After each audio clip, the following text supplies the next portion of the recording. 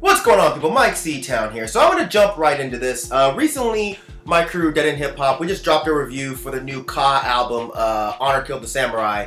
And it's a super dope album that definitely deserves your attention. Even if you're not traditionally a hip hop fan, I think you should check it out. I'll put a link to the review in the description section down there. But that review going up prompted me to want to discuss something.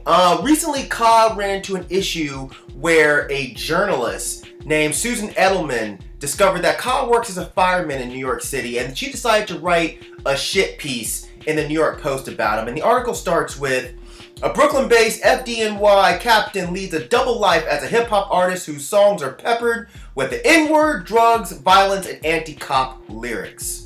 Reading through the piece, it was clear to me that the journalist had a very small understanding of what hip-hop culture is. She attempted to paint this picture of a guy serving the public by day, but by night he's just this violent, murderous cop killer, which couldn't be further from the truth. The person who wrote this article clearly does not understand that the beauty of rap music is in its storytelling, the MC's ability to insert himself into the personality of someone else. And a lot of times that someone else is a person within their own community. And they do this as a way of getting the listener to understand how people outside of their social class may live.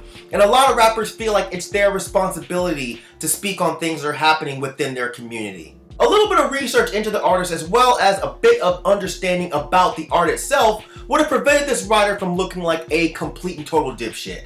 You know, a little research and understanding would have led her to the conclusion that this man is literally saving lives through his job as a firefighter by day, while at night he's figuratively saving lives through his words. You know, Ka is helping his neighborhood by explaining their circumstances to a world that would otherwise not listen to them, let alone step foot in their community, as well as giving his hood a feeling of camaraderie with the "I understand your pain" sentiment. It's even sadder to me that this shit piece was done by a female journalist. You would think that being a woman and a journalist, that she would understand the frustrations of a minority within the system who on one hand wants to do good, while on the other hand wants to express his anger at the system, but he's only able to do that through writing.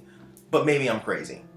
A similar situation happened with the band Nails. There was a shit piece written on Metal Sucks by Axl Rosenberg where he was going on about how Todd Jones, the singer of Nails, is a scene bully. He's yapping about him being a meathead and how when he saw him live, Todd was going on about wanting to beat people up, specifically bloggers and journalists. Now here's the thing.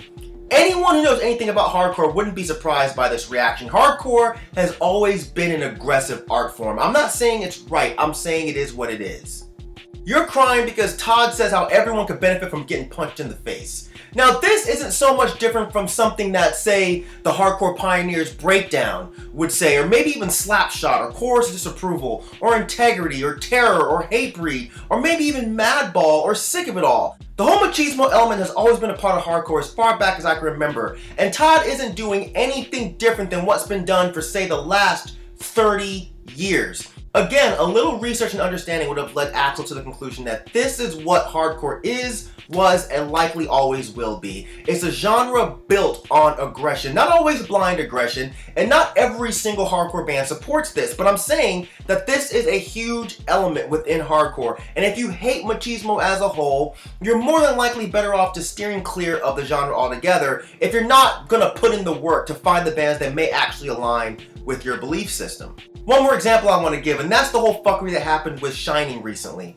Apparently some girl who views concerts as a safe space went to see Shining, and now before I get into this whole thing, I want to make it clear that I think this blogger is completely full of shit. So full of shit that I'm not even going to say her name. You know, she claims to be of Jewish descent and someone who recently recovered from a battle with self-harm. So someone who has struggled with self-harm ends up at a Shining show. Shining, a band who's known across the board for Nicholas's on-stage antics of cutting himself all to shit.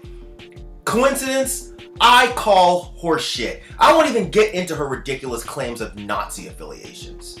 Personally, I think she went to this concert knowing full well who the band was and what they do, with the purpose of writing this shit piece on how she was upset by him cutting himself, you know, because it violated her safe space.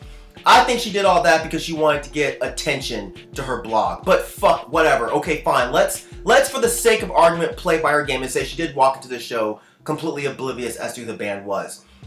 Well, whose fault is that?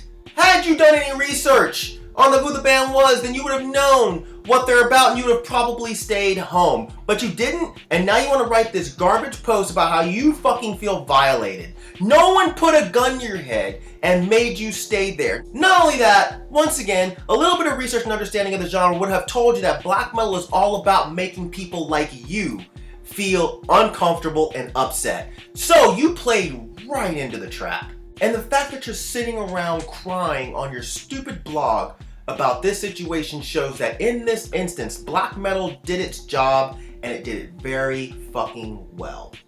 So the whole point of all this is it's totally okay to be interested in a culture. It's okay to be curious about a culture. It's even okay to study or immerse yourself into that culture, but it's not okay to enter that culture and try to change it to suit your own personal needs. This is the equivalent of some weird missionary showing up to some deep jungle in Brazil or Africa and trying to change or socialize that area. That's not your place. For all you know, the people who have been living in this area for years are perfectly fine with these conditions, even outside of them being traditional. You can't look at your own life and standards and attempt to force them on other groups of people, because guess what that ends up looking like?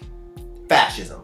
If you find yourself immersed in, involved in, or confronted by a culture that you are morally opposed to, the best thing for you to do is step away from that culture. Leave it alone and understand that it's simply not for you. But you need to understand that if you end up being responsible for the change or the dissolution of that culture, people may look back 20 years from now and understand the huge mistake that was made in destroying something simply because you didn't understand it. And imagine if that happened with every culture throughout history that could be deemed as morally reprehensible. We wouldn't have half of the amazing pieces of art or thought-provoking literary pieces that we have today. Think about that next time you feel like running your mouth about how certain musical genres or cultures offend you.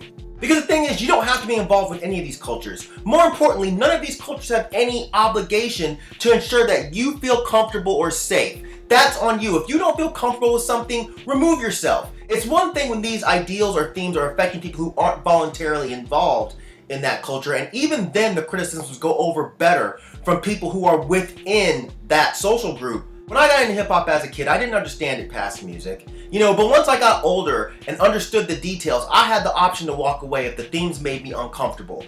I chose to stay because I understood the reasoning behind these themes. But when I saw those central ideas being warped and manipulated, being involved in that scene, I felt like I could speak up.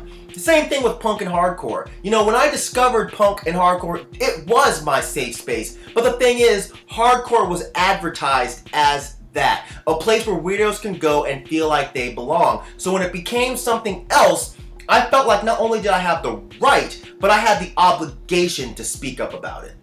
But here's the thing about black metal. Black metal never did that. When I found black metal in fucking 95 or 96, I knew I was walking into a world of misanthropy and sketch. So it's one of those situations where you either ignore it or you accept it. I'm not involved in fucking rap metal culture because I don't rock humongous jeans, wallet chains, fucking Kangol hats, or flavor savers. But I'm not gonna sit here and complain about it either. I'm just not gonna get anywhere near that stuff. The bottom line is different cultures have different ideals, standards, rules, and regulations. And you are a fool if you think that every culture is required to cater to your own personal needs. So either learn the rules and understand what a culture is about before trying to be involved in it, or just simply fuck off from that group. It's that simple. But you need to understand that you are not the world, and it's not your right to oppose your will onto every single social group that you run across. That's it. I hope that made sense. If not, whatever. Leave some comments in the comment section down there. And as usual, thank you for living, thank you for loving, thank you for being you, and I'll see you guys next time. Alright?